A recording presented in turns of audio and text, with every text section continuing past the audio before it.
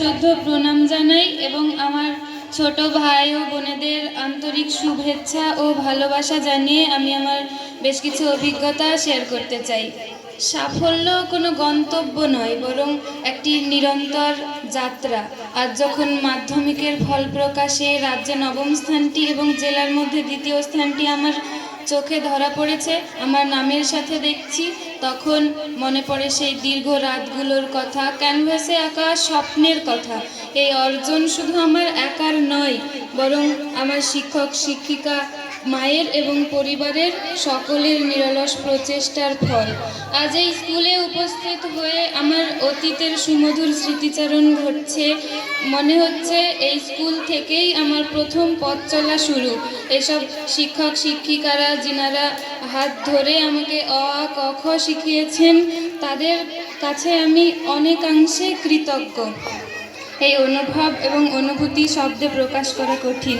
তালিকার সম্মান আমাকে পরবর্তীতে আরও বড় স্বপ্ন দেখাবার সাহস যোগাচ্ছে। এই আনন্দ শুধু আমার একার নয়, সব আপনাদের সকলের। কেননা আমি মনে করি আপনাদের আশীর্বাদ ছাড়া এই স্থানে পৌঁছানো আমার একার পক্ষে কখনোই সম্ভব হতো না। প্রস্তুতি নিতে গিয়ে বুঝতে পেরেছি, ফল ভালো করার জন্য জাদুকরী কোনো সূত্র নেই।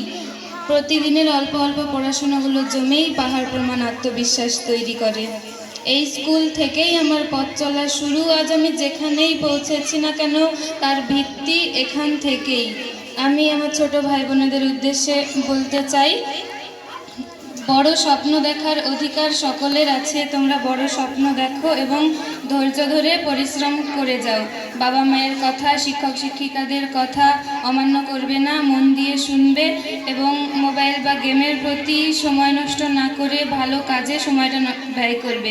সব সময় নিজের ওপর আত্মবিশ্বাস রাখবে, আমি পারবো। এই আত্মবিশ্বাস নিয়ে চললে সর্বদাই সফলতা অর্জন করা যাবে।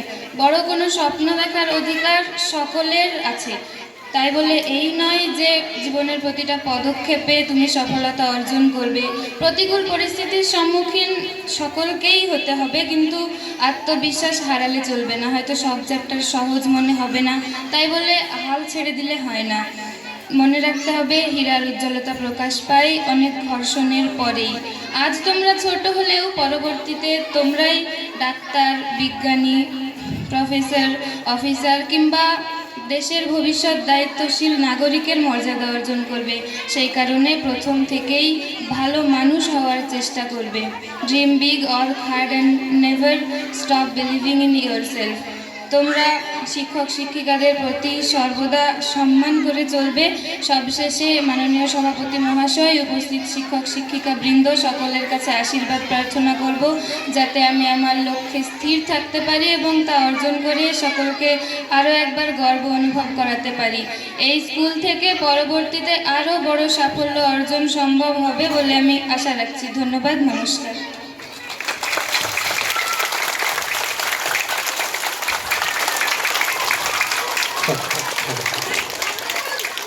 ধন্যবাদ শাহরিন সুলতানাকে।